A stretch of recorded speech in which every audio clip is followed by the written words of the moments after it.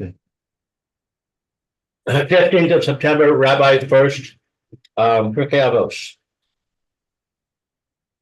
Good morning again. This is Rabbi Shlomo Furst, as Lou mentioned, in Yerushalayim Care of Zoom.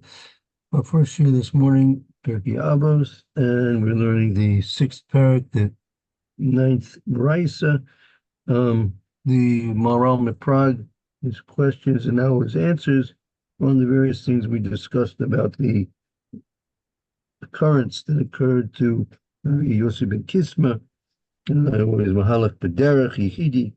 Okay, so let's begin again. We'll start again fresh. Let's start from this there Chaim, and I mentioned Prague. So paragraph 2. We'll start this again. We'll do a review of a few paragraphs, and we'll continue on. Yeah, very good. Please, let's continue. Let's begin again. Would like to read. Rebbe or Lulu is interested in doing some reading this morning. I would. Hey Rosh, Devar Zeh, Ma Shamar, Shehaya Mehalech, B'derech Yechidi. The explanation of this thing, that which is said, that it was Shehaya, that it was from traveling on the road alone. V'harei hu mechiyuv la'asok b'Torah kasher hu yechidi kamo shamru b'maseches eruvin. Okay, let's translate a little bit. Let's see. For hooray, and we see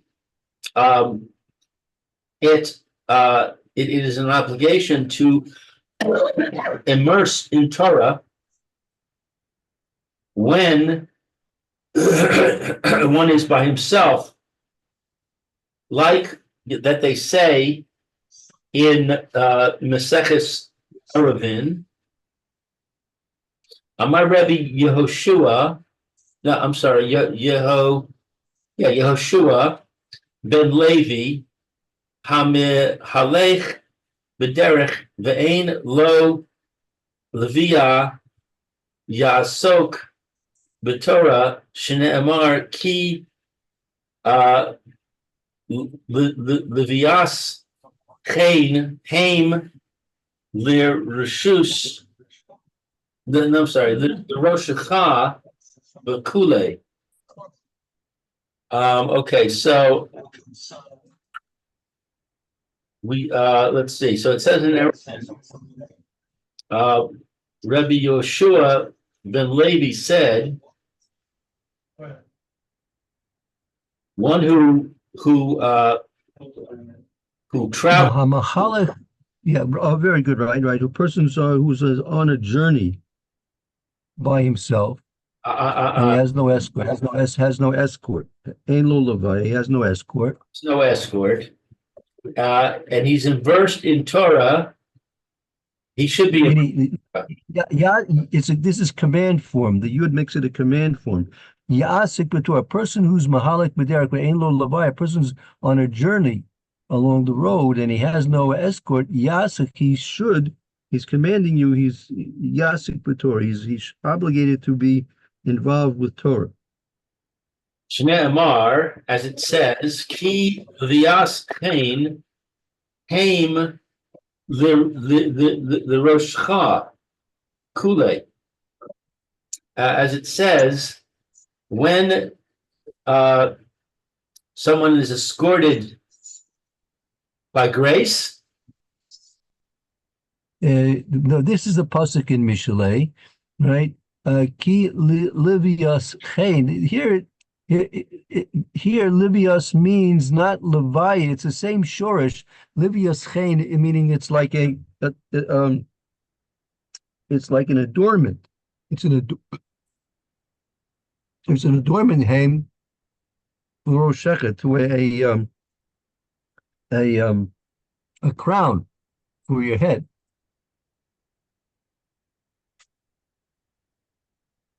So Torah, the words of Torah are um a graceful adornment for your head. So if you don't have the advantage of having an escort for you during your journey, then you'll have the words of Torah to accompany you as well, or instead rather.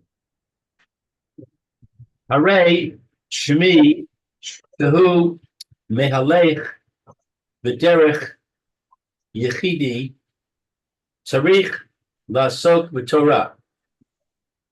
So we see in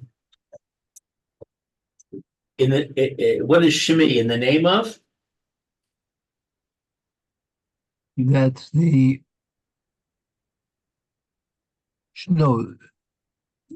person. Hari Shemi Shu Mahalek B'derech Yechidi Tzorach Los B'Torah. You see from this that he, meaning Shemi, he who is on a journey by himself, he's required to be involved with Torah. We see that's what we see from this. Okay, got it. The kasher who osek b'Torah b'derech yechidi who osek b'Torah b'his bo dedus yesera, and when he is immersed in Torah on the road, when traveling by himself, he is immersed in Torah contemplation more so. Lo kimi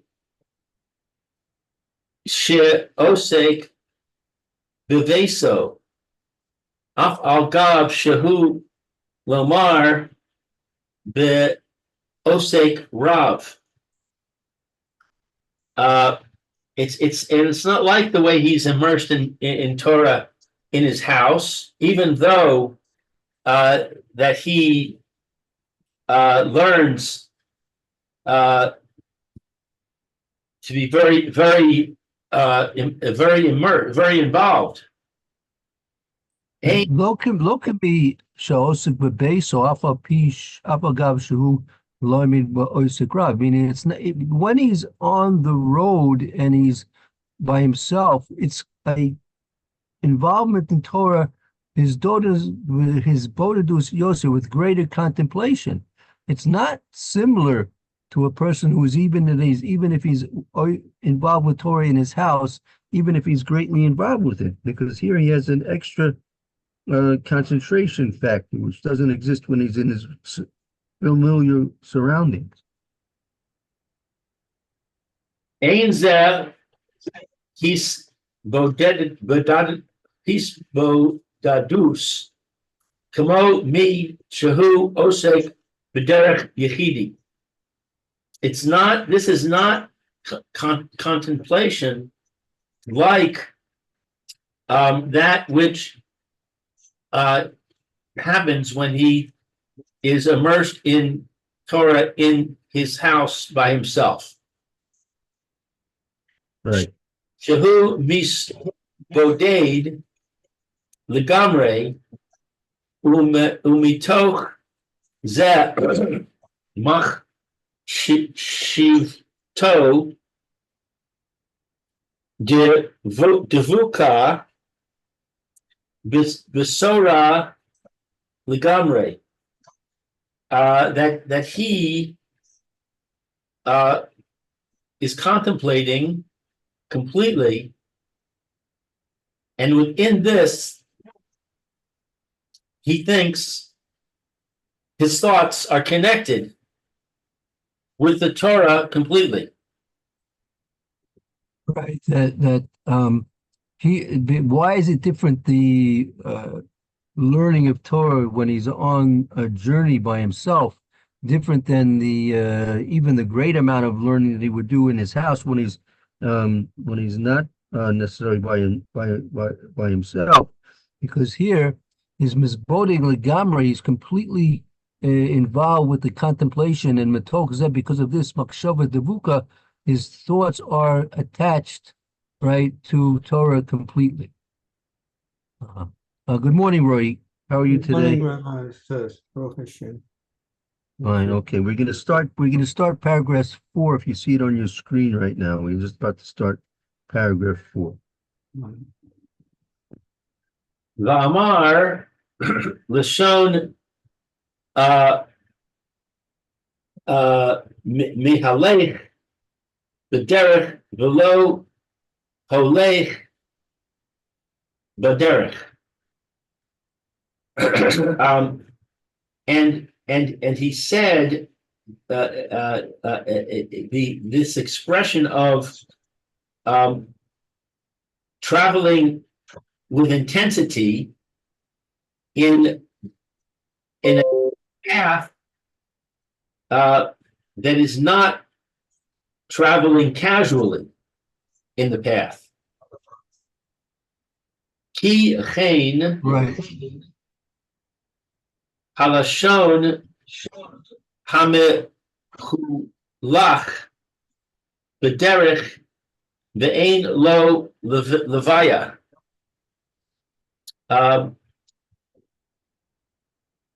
Because thusly, the expression of traveling intensely on the road is not for him when he is escorted. When he has no, I mean, there's a difference between the expression mahalech b'derech and choilech b'derech, and the expression that's used here is mahalech b'derech. Ki kach haloshin mahalech b'derech ve'ein lo levai. A person is, as you said, like intensely. Since he has no escort, so he is intensively going in his journey, right? Right. And it's different, the amount of intensity that a person's going to put into his travels as to whether or not he's going to be with an escort or not.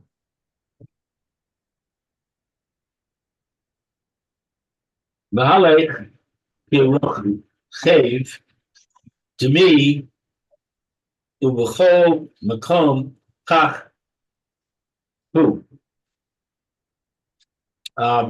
So traveling with intensity while riding is similar, I guess. It's similar, and in every place, it is thus. Mahalech, right? Mahalech koroichev dami. Mahalech is like when he's riding. Riding involves a certain intensity of travel, right? That's the way it is in all. Whenever you see this expression mahalech, it's always involving a certain degree of intensity involved with the journey. Shem hat Toar,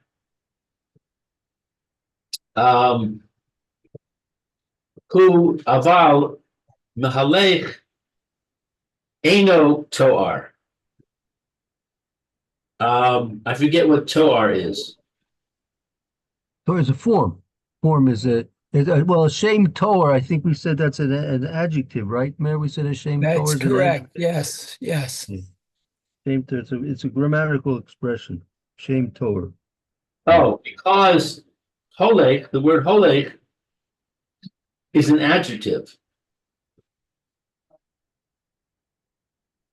So it's describing the way he's traveling, I guess. Right. Who aval mehalech, but the word mehalech, eno Torah, it's not an adjective. Meaning it must be a noun? I think verb. Yeah, well, verb. Yeah, verb. Correct. To travel. Okay, so holek is to travel casually, and mehalech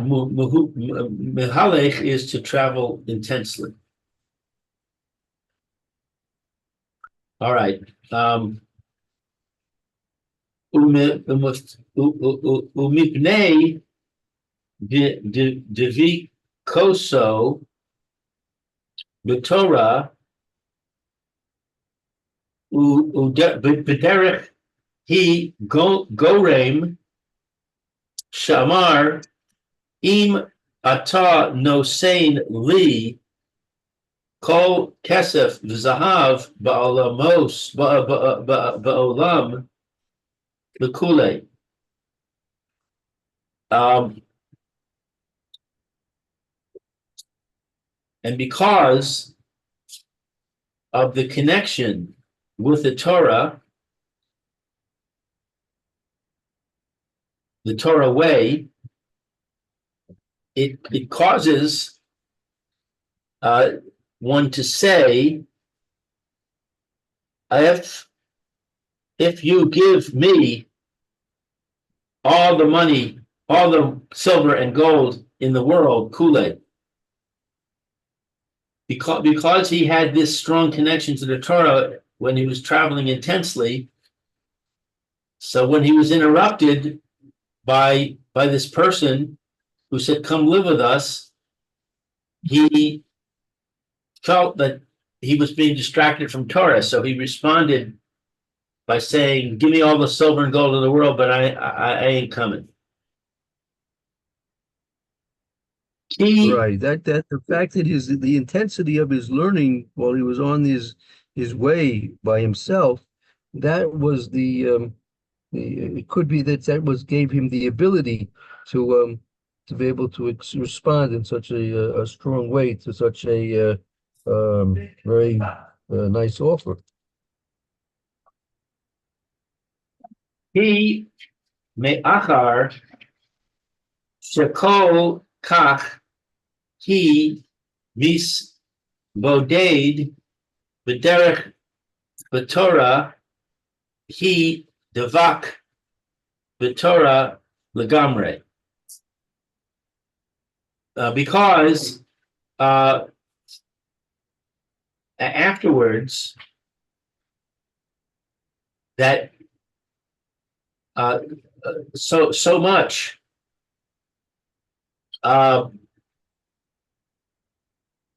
contemplation in the path of with the Torah, he was devak. I forgot devak. Devak is to be attached. He was attached to the Torah completely. Ad shelo ratzah lihifrad min haTorah afilu im yitnu lo kol kesef v'zahav sheba'olam, until that he didn't want to separate from the Torah, even if he would be given all the silver and gold in the world. Right. Good. Pardon? Ulahoros al godel his bodados His bodadus shehi lo bitsora. ulahoros. I don't know what ulahoros is. That's to indicate To or to indicate, show. this indicates or shows the greatness of the contemplation that he had in the Torah. Lo ro'eh es ha'adam sheba kenegdo v'hischil imo v'shalom. That we don't see a person that comes in accordance with the beginning, the Ischil, Imo, with him in peace. But Nasan Lo Shalom. Meaning now this is a beginning of an answer to the other question that was asked. Why didn't he? That we saw that Yochanan and Zakkai, others, that they were very makpid, they're very strict about always giving other people the greeting before they were greeted by other people. That was the question that the Maharal asked. Why was it that he, Rabbi Yossi ben Kisma, did not makdim shalom? Why didn't he greet this person on the road first? Right? This person on the road met him, and the other person, gave the greeting to Rabbi Yossi ben Kisma first, before Rabbi Yossi ben Kisma gave the greeting to him. So the question is why? Right? Usually the proper etiquette, the halacha derech eretz, is that a person, if he sees somebody, he should give the greeting to the other person first, rather than be greeting first by the other person.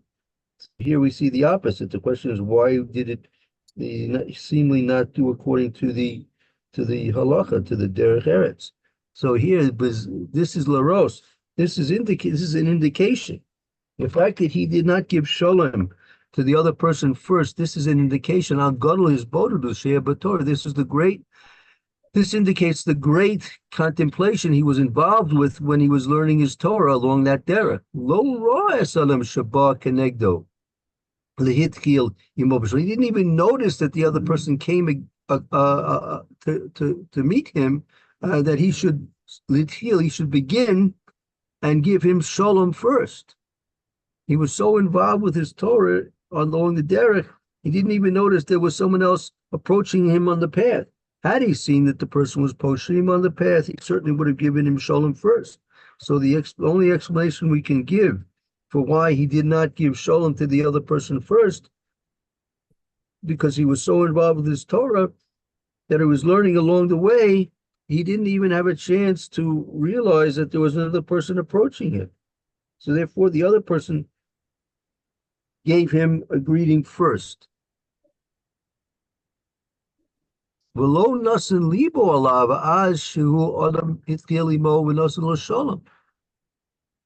he didn't even pay attention until the other person himself gave the greeting and greeted him first, and then he realized that there was another person there, and he should have greeted first, but the other person greeted him, because he was again so involved with his Torah. V'af im ro'eh oso lo nasan libo alav ad she'oso adam hischil imo v'nosein lo shalom v'az ha'chazir lo shalom. And even if he saw that he didn't give his heart, he saw he didn't give his heart to him, until that this person initiated with him to give him shalom, and then he returned to him shalom. Right. So af im ro'eh, so meaning af im ro'eh, so even if he happened to have seen him, lo nosim libo alav, he didn't pay attention. He didn't pay attention. He was so concentrated in his Torah that he didn't pay attention. Ad shu adam hitchil imo nosim l'shalom, until the other person greeted him first and said shalom to him first. And then he said shalom back. And then, excuse me, and then he said shalom back, right? Shafal gav he misboded b'Torah yesh lo l'hachazir b'shalom. And even though that he was contemplating in the Torah, there was for him to go back and say shalom. Right, meaning once he was greeted, so now he's obligated to say shalom back. Right, but if he was involved with Torah, so he wasn't obligated apparently to initiate to say shalom first and to greet the other person first. Lo yomar ki me'achar she'ani osek b'Torah ein tzarich ani lehafsid rak yafsik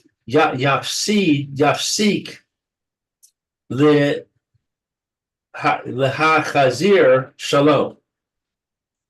And he didn't say, since from after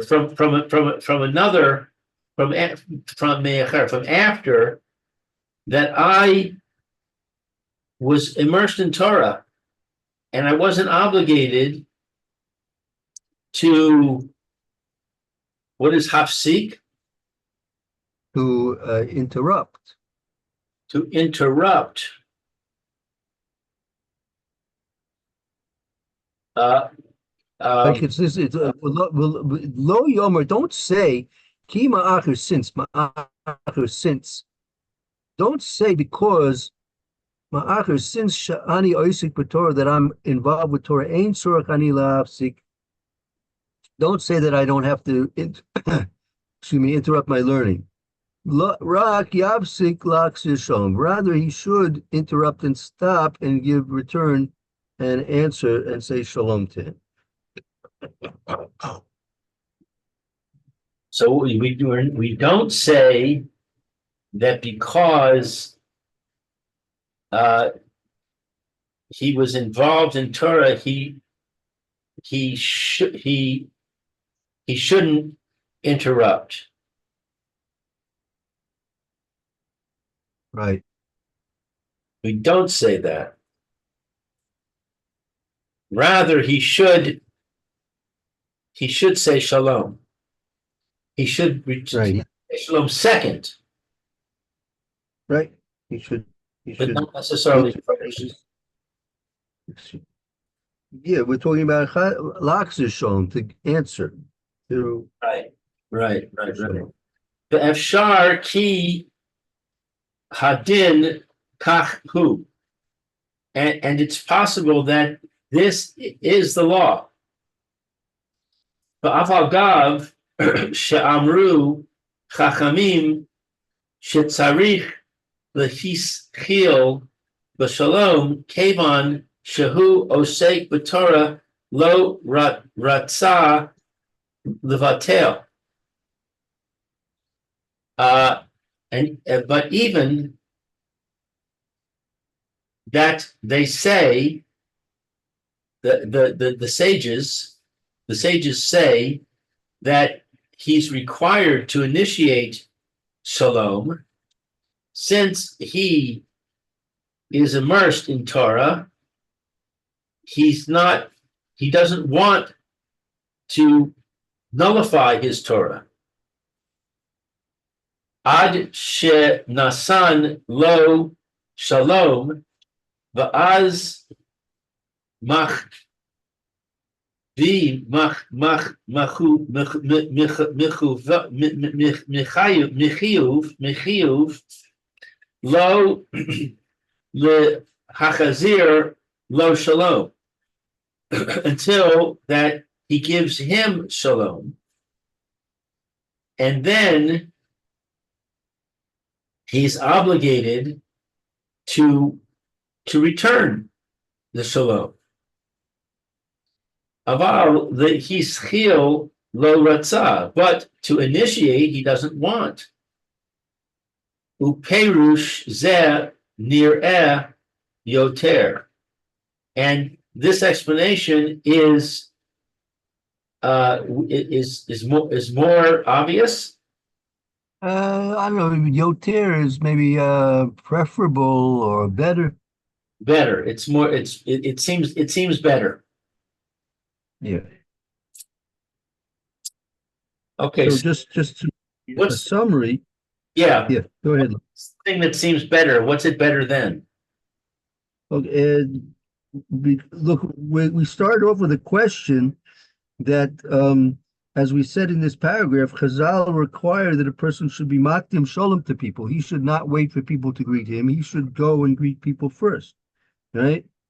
So it seems reasonable that the reason why Rabbi Yossi ben Kisma did not do that was, as we said, that he was so intensely involved with his learning that he did not even notice that there was a person approaching him, right? And so until the person actually said shalom to him, he didn't even realize that there was a person approaching him, number one. Number two, even if you say that he did notice that there was a person approaching him, he preferred, and he was not obligated to interrupt his learning for the sake of saying shalom to the person first. Okay, so the second reason is preferable to the first reason. I think so. It's preferable to First reason is that he didn't want to interrupt rather than to say that he didn't notice. yeah, apparently. Yeah. Oh. Okay. It's interesting because I remember hearing a story. Unfortunately, I don't remember the name of the rabbi, but there was a rabbi who was very, very intense in his concentration, and he was in a caravan. He was on a camel, riding along in a caravan, and he was immersed in Torah learning during the ride, and he was concentrating so deeply that when the caravan stopped, he kept learning, and the caravan driver prodded the camel and got the camel to kneel, and the rabbi still kept learning. And finally, when he couldn't get his attention and get him to stop learning and get off the camel driver actually had to strike the rabbi with his pole in order to break him out of his concentration. No. Mm-hmm. Yeah, there are several. There are many stories about the intensity of various sages in their concentration and how they were not aware of their surroundings. I've forgotten who it was. There's a certain within the recent generation or two had to have an operation, and normally anesthesia is given to the patient. So he said he didn't want to have the anesthesia. He preferred that he just immerse himself in Torah, and he'll be oblivious to any pain or discomfort from the operation. Yeah, many stories like that. Yeah. So those stories Mhm. seem to argue for the first explanation as being the more likely. Yeah. I mean, again, it's both are very possibility, good, strong possibilities. Could be a combination of both. Right, right. Okay. Let's see. Good. So now let's read paragraph 6. ובזה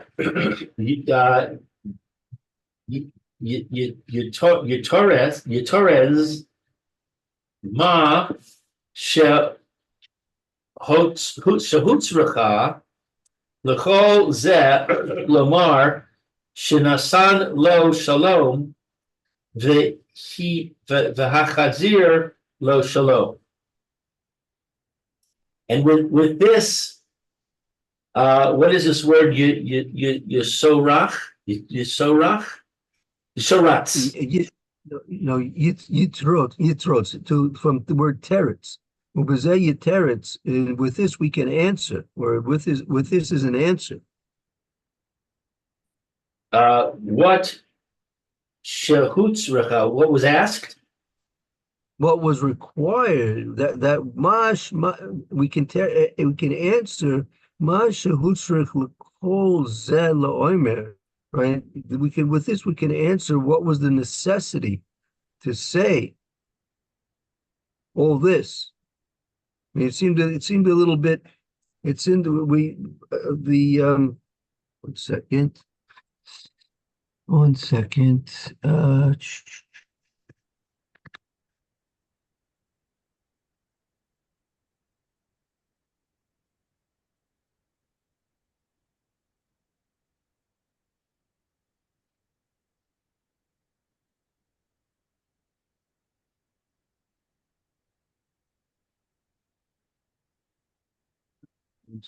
just want to question is answering a question here. If you see on your screen,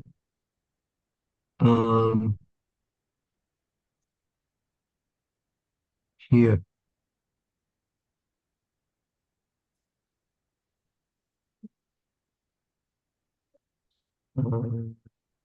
Here. Second question here.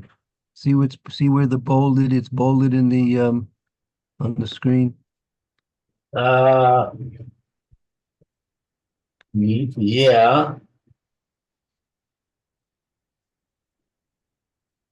Yeah. Second question. Lama hutzrich lomer shenosan l'sholem lahazir l'sholem. The man nafke mina bezeh shein hadar bezeh tola begufa ma'isa shabala sapir. What was the necessity of saying that he gave him shalom and he returned to him shalom? The mind nafkamina. What's the practical ramification of this? Sheina dabazet tola begufa ma'isa shalo shabalasapir. It's not. Doesn't seem like this is the essence of the story which is coming to be told to us. I mean, what was the relevance of having to say this? Right? That's the question. That was the question, right? So here, in our current document, that was yesterday's, that was the previous document. So here in our the current document, we have the answer. Now it's clarifying the answer in paragraph 6. Right. So the answer is that today, livor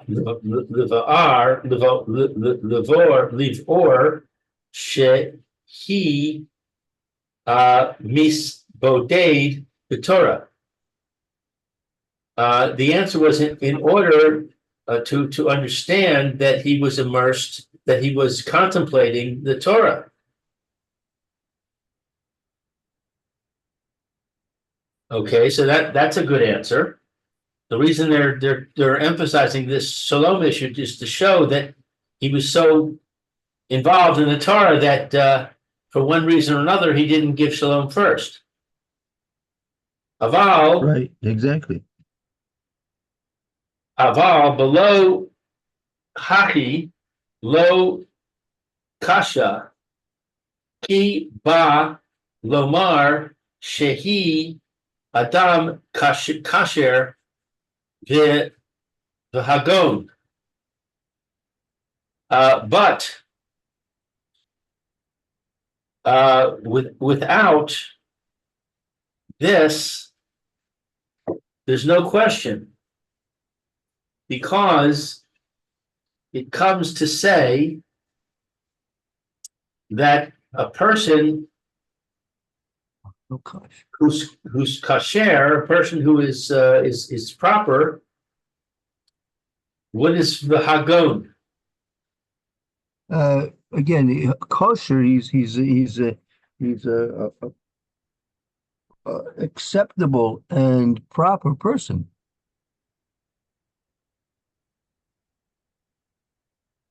Okay, so what's the point of that? It's ava, but I think he's saying like this, Abba Balava, even if we didn't give this answer, right? I think he's offering a third option in terms of how we can understand things, even without the preface of what we said before, that it was so involved with Torah that he couldn't realize, or he didn't prefer to realize, that a person was approaching him.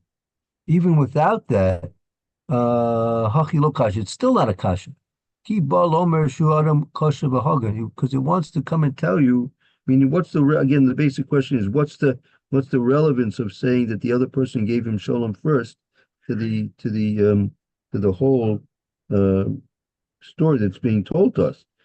So even without our previous explanations, we can still say that it's not a question. Ki bolom, it's coming to tell us that this person who gave him shalom first was, by him showing and giving shalom first, that shows that he was a proper and acceptable person, right?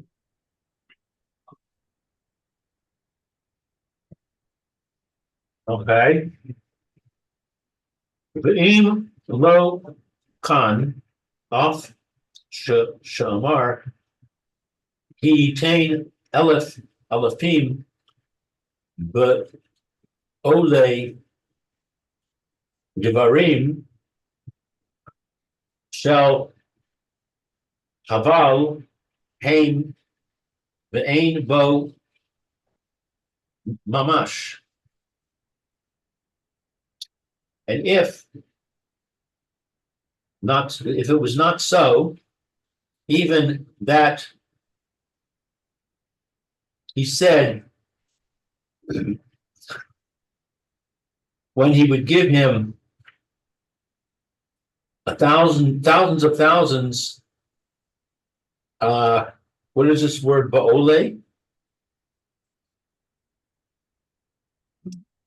But only devarim shall helvu, right? Vim locain. If not so, even if it will say ki yitain elef alafim ba'oli havim shall helvu, even if he would give him thousands of loads, ba'oli, of loads of devarim shall hevel, of unnecessary things. Haim ve'ein bo mamash.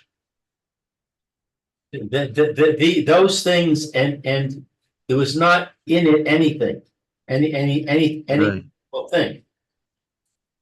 Aval kasher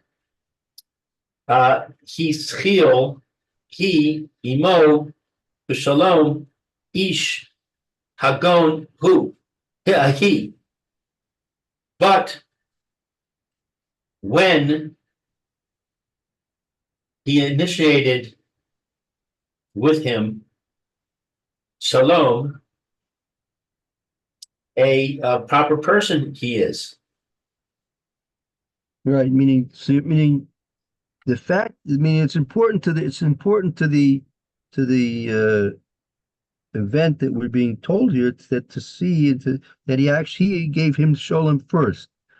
That this shows that the person who was approaching him and he offering all this money, really, which didn't may amount to much of an impressive thing. He didn't know he was really dealing with Rabbi Yeshua ben Kishna, that he didn't care about all the money in the world. That by him giving Sholem first, it showed that he was a proper person. You might think, well, who's this person who's giving me? Well, maybe he's a mafioso. Most people don't have so much money to offer. A person who maybe wants to launder money. He's looking for I'll start you a kollel and we'll launder money for you, and you get all the siphon off all the money, and it's good for you, it's good for me, right? So maybe he's not so on the up. You know what I mean? So I, it's a good way. It's a good way to launder money. You start a kollel. Thousands of shekels or thousands of dollars are going to these people to support their Torah that they're learning, and they get paid in cash, right? And nobody knows the wiser, right? So you might think that this person who's approaching him is and not such a righteous person. But the fact that he went ahead and gave him Sholem first, that's a proof that he was in fact a righteous person. Righteous, and at least he's kosher v'hagun. He's a proper and acceptable person.